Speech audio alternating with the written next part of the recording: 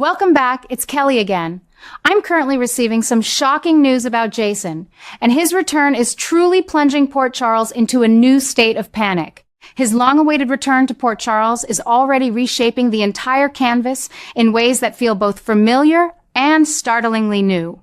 And I can't stop thinking about how the writers are setting up a chapter that could redefine everything we thought we knew about this man. We've watched grow from a troubled young biker into one of the most complex, loyal, and quietly heroic figures the show has ever given us.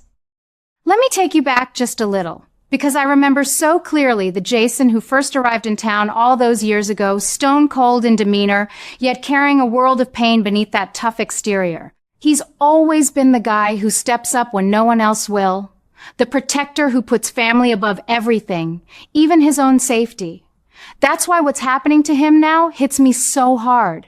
We all saw it. Jason couldn't stand by and let young Rocco Falconeri take the fall for shooting Ross Cullum.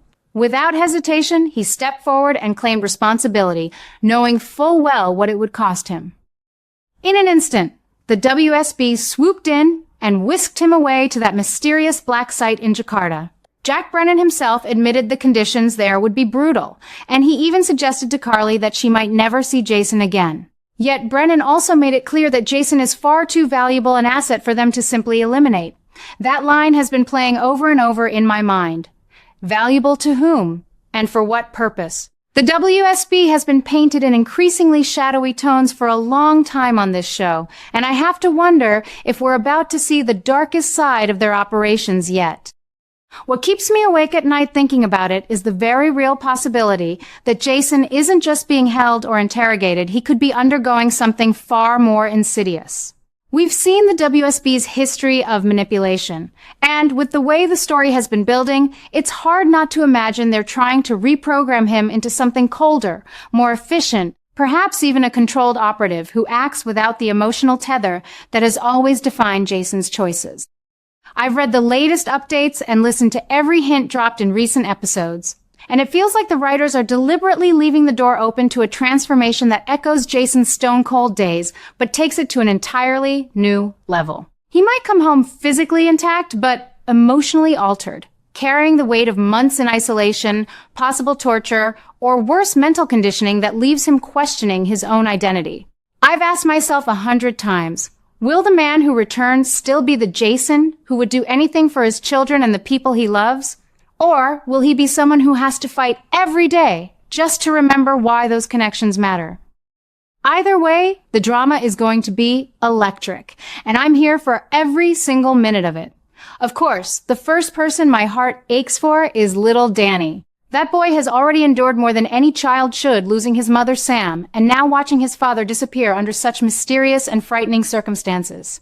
Danny's bond with Jason has always been one of the purest, most touching threads running through the show. I remember the tender scenes they've shared over the years, the way Jason's quiet strength helped Danny navigate his own challenges.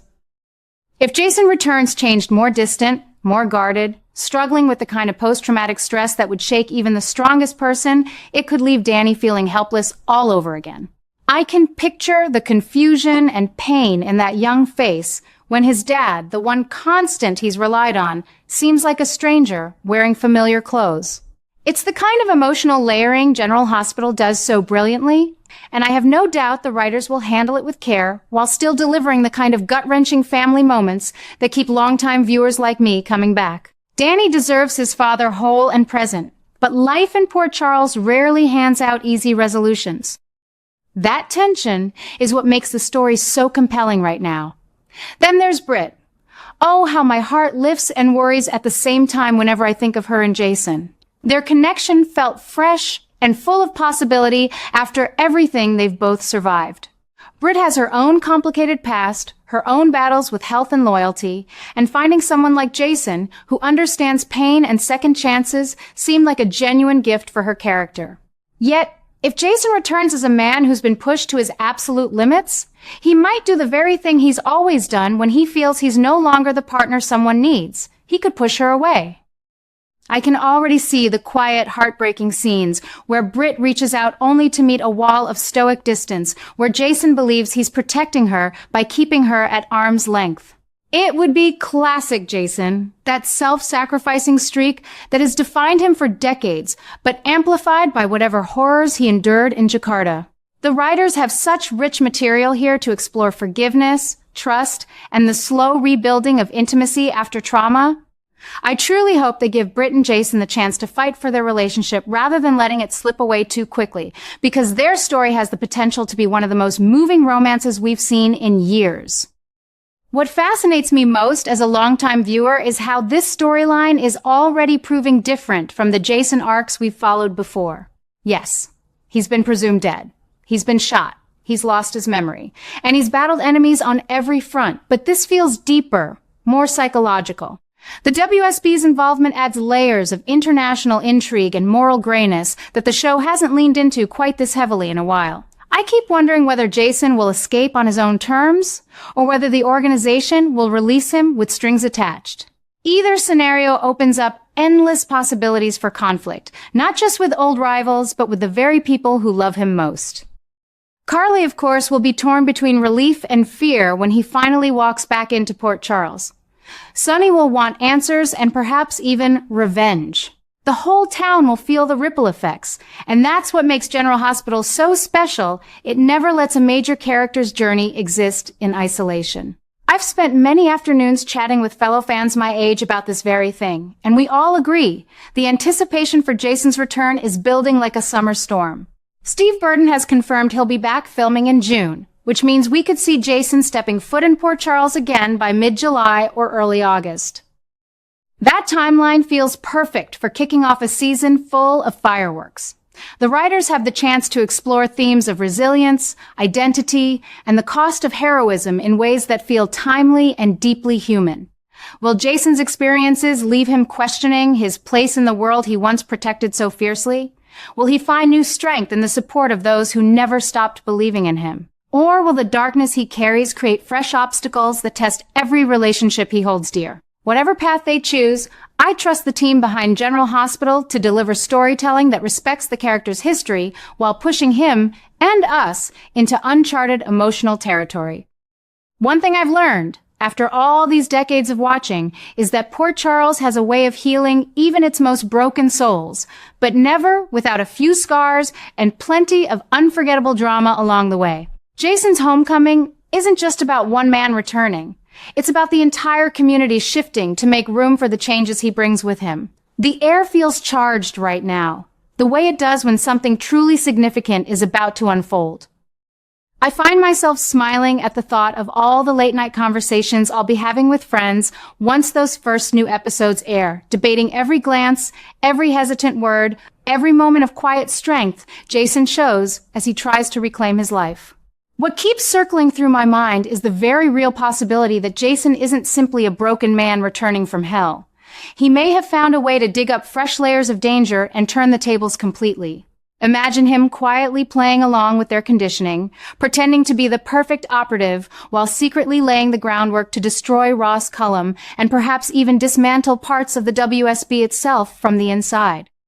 If that's the direction the writers are taking, and the hints in recent episodes certainly point that way, it would deliver one of the most jaw-dropping shocks we've seen in years. Jason has always been resourceful, but this level of calculated deception would mark a profound evolution, a new chapter where the stone-cold persona we remember becomes something far more strategic and shadowy. Of course, that kind of high-stakes game doesn't happen in a vacuum. Every move Jason makes now is pulling Sonny, Carly, and Britt straight into a brand new whirlwind of danger. Carly, bless her loyal heart, will probably rush toward him the moment he steps foot back in town, never suspecting that his altered state might be part of a larger plan that could explode around them all. Sonny, with his own complicated history of alliances and vendettas, could find himself drawn into the crossfire, forced to choose between protecting his oldest friend and shielding the people he loves from whatever threats Jason has unwittingly or deliberately stirred up. And then there's Britt. My heart aches just thinking about her. She's finally daring to hope for a real connection after so much personal struggle. Yet this new vortex of peril might put her directly in harm's way. If Jason is faking his compliance to take down powerful enemies, the fallout could endanger the very woman who's been waiting for him to come home whole. I keep asking myself, will the people who care about him most understand the sacrifice in time? Or will they be hurt before the full truth surfaces?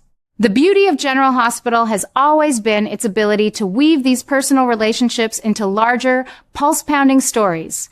And right now, the canvas feels electric. Jason's possible double game adds an extra layer of suspense that reminds me of the show's golden era, when every return carried the promise of both healing and upheaval. Still, even with all this uncertainty, I hold on to the hope that the core of Jason, the man who would lay down his life for his children and his chosen family, will ultimately shine through. Danny has already faced too much loss.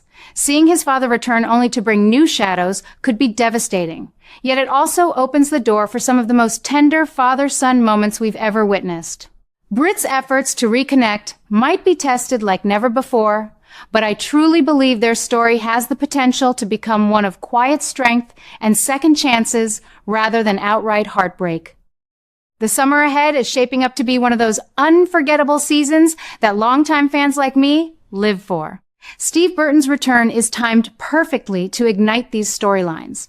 And I can already picture the late-night phone calls I'll be sharing with my fellow viewers, dissecting every glance, every guarded word, every unexpected alliance that forms in the wake of Jason's homecoming. Whatever dangers he unearths, whatever new calculations he's making, they're bound to ripple outward and touch every corner of Port Charles. That's what keeps this show so alive after all these years, the way one man's journey can suddenly pull an entire community into a storm of emotion and intrigue.